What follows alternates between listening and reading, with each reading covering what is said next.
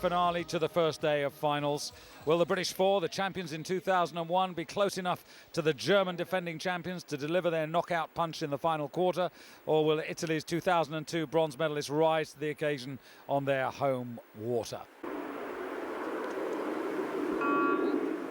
So a little bit of a hold there with an aircraft taking off overhead, but look for the Germans to get out strongly in that pink boat, 3 from the top of your picture.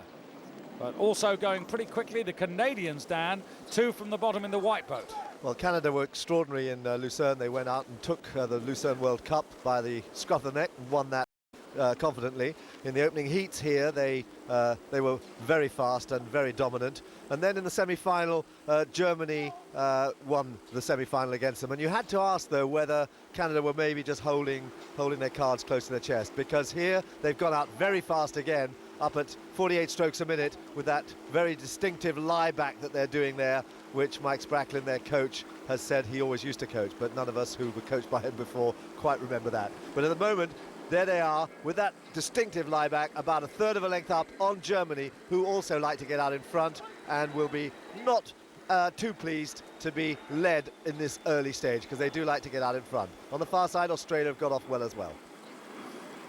Well, here is this Canadian crew, 2 men from BC, 2 from Saskatoon. It's Barney Williams in the stroke seat, then Jake Wetzel, then Thomas Hirschmuller and Cameron Berg. And they've got a quick advantage there of almost a quarter of a length over Germany, who in turn have got almost clear water over the other 4. So that's a very, very sharp start there down by the Canadians. Yeah, very disappointed to see Great Britain back in 5th place, because they had been getting out much faster in the heats and the semi-final. It really looked good, but they did have a little bit of a steering problem off the start there, and they veered a bit off course. They've got back straight again after a few strokes, but it has set them back, and they've got a lot to do, which is what always seems to happen, but we hoped that they had put that right. But they are sitting well back in 5th place. Yeah, the Italians also rather sluggish off the start. They were in fact a little bit slower than the British through the first quarter of the race, but trying to redress the balance now, as you can see the bow of their boat in lane 2, but they're having to put in quite an effort to put themselves back in the race now. That's the stern of the German 4, but here are the Canadians. So Dan, so much conversation, so much discussion. What do you make of this layback style? Well, what I think the key thing is that the longer you keep your oars in the water and connected, the more power you're exerting in propelling the boat.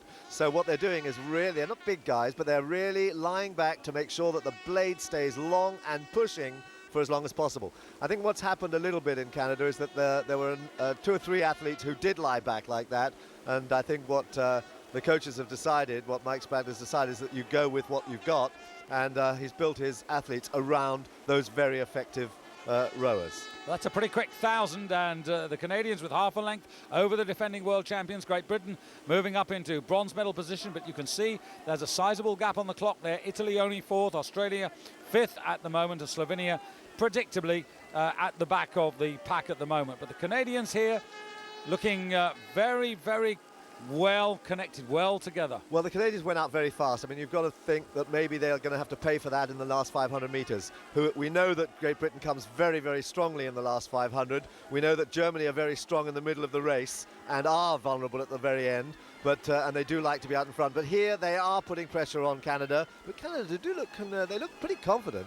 They do sit back there very long, send the boat, and the boat runs very, very sweetly indeed. Well, Rick Dunn put in a tremendous effort, Dan, in that second quarter. 1:28.96, the fastest moving boat on the course, to put Great Britain back in with a chance. And they've really got to make this count in the middle 1,000 if they're to be able to use that power punch at the end of the race. Well, it's the arrival of the Canadians on the scene here has really blown the complacency of the Europeans apart a little bit, because certainly the Germans were having everything their own way, with the British always tracking them in the last 500 metres. But here it's Canada who've gone out in front. It's a very, very distinctive style, isn't it, the way they lie back. Blade work, not all that pretty, but my goodness, they do move the boat. A lot of power there. Half a length still, but look at the rest closing up now. Britain are on one side of the Germans and the Italians on the other. So there are now 4 boats with only 3 medals up for grabs. But can the Canadians keep this going? This is really interesting now because the British in lane number 4, just inside the Canadians, are really breathing on the Germans now. This is a good position, Dan, for the British to be in. If they can sustain this, then they really do have a chance to take the Germans. Whether they can get to the Canadians, that's altogether another matter. I think the Canadians showing a lot of flexibility here. They've moved right up again now. They've gone up to 38, 39 strokes a minute, and they have responded to the challenge of Germany and the fast approaching British 4. Italy have slipped back off into 4th place. They've lost their challenge. It seems to have petered out a little bit, and you do usually expect Italy to finish strongly. But look how fast now, look how well they are finishing, the Canadian 4. But look at Britain. Britain sitting up there. They're up at 42 strokes a minute, and they are closing on Germany. They are moving. Look at the bows there, 3 and 4, lanes 3 and 4. Canada still holding, but Britain is through Germany now. Well, this is what the British were aiming to do, to defeat the world champions. What they weren't counting on at 43 strokes a minute was the fact that the Canadians could still hold them. And there's no question the British are travelling fastest of all. No one's travelling faster, but the Canadians have got that all-important advantage. Just about 5 strokes to come to the line now. And it is Barney Williams who's got there. The British are closing, but Canada take it. Great Britain a second, and Germany take the bronze ahead of, on the far side, Australia, Italy and Slovenia. But now it's very good to see how the gold medals, and in fact all the medals, have been spread around here today, this morning.